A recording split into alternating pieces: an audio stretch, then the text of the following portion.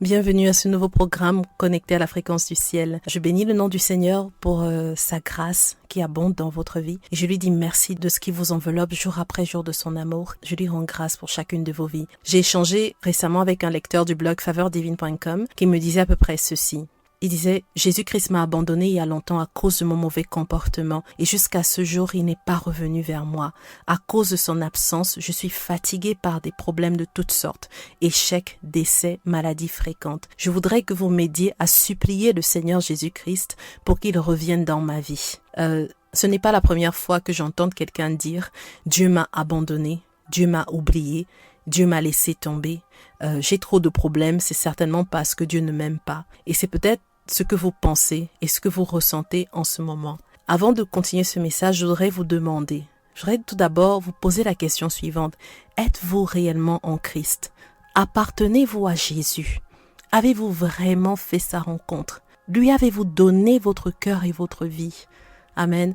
Parce que la Bible me dit, ma Bible parle de Jésus comme l'auteur, la source de la joie. La Bible me dit que le royaume de Dieu en nous, c'est la justice, c'est la paix, c'est la joie par le Saint-Esprit.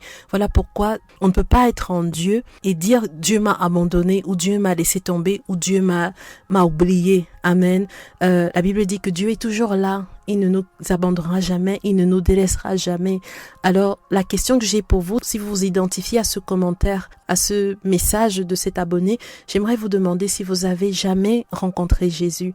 Et si ce n'est pas le cas, si vous n'avez jamais donné votre vie à Jésus, alors mettez une pause à ce message et ouvrez votre cœur à Jésus et dites-lui simplement, Seigneur Jésus, je veux te connaître, je veux te rencontrer. Je suis décidé à te rencontrer. Et aujourd'hui, je t'ouvre la porte de mon cœur et je viens te confier ma vie. Je viens te donner ma vie. Je viens mettre ma vie entre tes mains. Révèle-toi à moi. Fais-moi connaître qui tu es. Amen. Faites cette prière à Jésus et je vous garantis qu'il va venir vous retrouver là où vous êtes et il va vous révéler la richesse, la grandeur de sa gloire. Amen. Alors, la suite de ce message, bien sûr, concerne toutes les personnes qui sont en Christ, mais qui ont cette étrange impression que Dieu les a abandonnés, que Dieu les a oubliés, ou bien que Dieu ne les aime pas.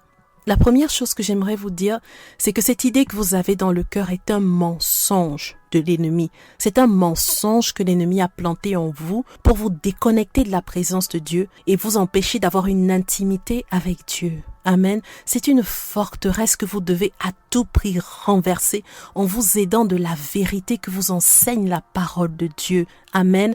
Voici donc 3 vérités sur lesquelles je vous encourage à méditer régulièrement.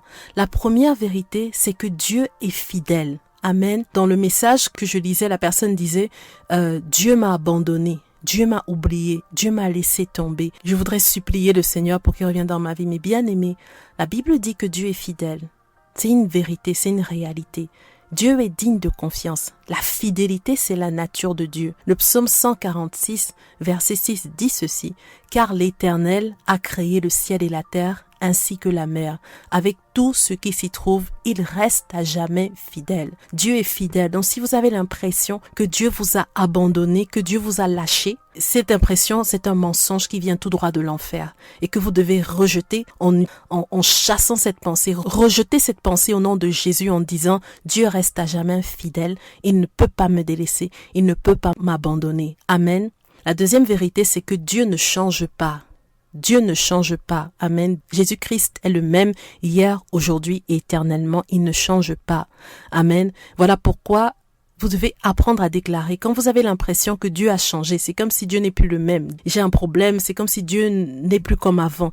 Rappelez-vous de cette réalité qui dit que Dieu ne change pas. Ce qui a changé, en fait, c'est votre perception de votre relation avec Dieu. Mais Dieu, il ne change pas. La Bible déclare également dans Jacques au chapitre 1, verset 17, que toute grâce excellente et tout don parfait descendent d'en haut du Père des Lumières, chez lequel il n'y a ni changement ni ombre de variation. Amen.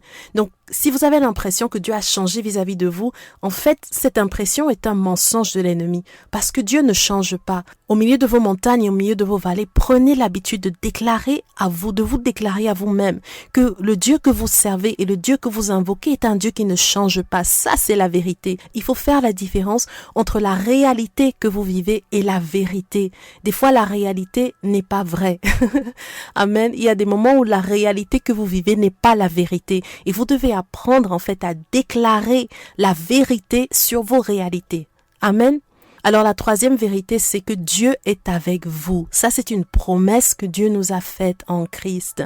Jésus vous dit aujourd'hui personnellement à vous bien-aimés qui êtes enfants de Dieu, et voici, je suis avec vous tous les jours jusqu'à la fin du monde. Et ça, c'est dans Matthieu 28 au verset 20. Dieu est avec vous. Dans Hébreux chapitre 13 verset 5, la Bible dit: car Dieu lui-même a dit, je ne te délaisserai pas et je ne t'abandonnerai pas. Amen. Alors bien-aimés, Dieu est avec vous. C'est une réalité, que vous en soyez conscient ou pas, que vous ressentiez sa présence ou pas, Dieu est avec vous. Amen. Si vous avez reçu Jésus-Christ dans votre vie comme Seigneur et Sauveur, il est là et il ne vous a jamais quitté. Alors l'impression de distance que vous avez peut être due au moins à deux raisons. De un, peut-être que vous avez choisi volontairement de vivre dans le péché et du coup, le péché vous empêche de voir que Dieu est avec vous. Ou deux, vous n'avez pas d'intimité avec Dieu.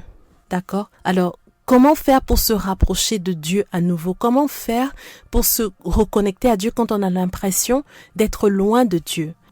Ce que je vous encourage à faire, c'est de prendre un nouveau départ avec le Seigneur. Commencez par confesser vos péchés et à renoncer à ces péchés. Ensuite, prenez la décision ferme de prier et de méditer la parole de Dieu tous les jours, quel que soit ce que vous ressentez, que vous ayez envie ou pas. Prenez du temps pour méditer sur la parole de Dieu et pour prier. Dorénavant, faites le choix conscient d'obéir à Dieu, de faire sa volonté, que vous sentiez ou pas. Certaines personnes prient quand elles ont envie de prier, ou bien elles prient quand elles sentent qu'il faut prier. C'est-à-dire qu'il y a des gens qui fonctionnent par rapport à leurs émotions ou à leurs sentiments. Et bien aimé, Dieu ne nous appelle pas à fonctionner de cette manière-là. Nous avons besoin de lui, nous avons besoin de rester connectés à lui. Alors tous les jours, que vous ayez envie ou pas, priez. Méditez la parole de Dieu, nourrissez-vous et petit à petit la soif et la faim de sa présence va revenir et petit à petit vous allez recommencer à ressentir sa présence. Amen. Donc faites le choix d'obéir à Dieu, de faire sa volonté et ensuite demandez-lui la grâce pour y arriver parce que sans lui vous n'allez pas y arriver. Amen. La Bible dit que Dieu produit en vous le vouloir et le faire selon son bon plaisir, c'est dans Philippiens. Dieu ne vous a jamais quitté, bien-aimé. Il est fidèle par nature et il a promis de ne jamais vous abandonner. En réalité, si vous vous sentez loin de lui, c'est que probablement vous avez quitté sa présence. Alors revenez sincèrement à lui et vous verrez que tout doucement, tout à nouveau, vous ressentirez sa présence et votre vie sera transformée. La Bible dit dans Jacques au chapitre 4 verset 8, « Approchez-vous de Dieu et il s'approchera de vous. Nettoyez vos mains pécheurs. Purifiez vos cœurs, hommes irrésolus. » C'est ce que nous dit Jacques au chapitre 4, verset 28. Alors je prie que le Seigneur vous fortifie. Je prie vraiment que le Seigneur vous environne de sa grâce, vous donne la grâce en fait de mettre en pratique ces choses. Et petit à petit, vous allez vous rendre compte que Dieu ne vous a jamais quitté, que Dieu est là. Et vous allez découvrir des clés en fait pour pouvoir traverser les situations par lesquelles vous passez. Amen. Voilà, je vais m'arrêter là pour aujourd'hui. Je prie que le Seigneur vous fortifie. Je vous encourage à vous abonner à la chaîne pour ne manquer aucune vidéo future et je prie que le Seigneur vous bénisse. Je vous dis à très bientôt pour une nouvelle vidéo connectée à la fréquence du ciel.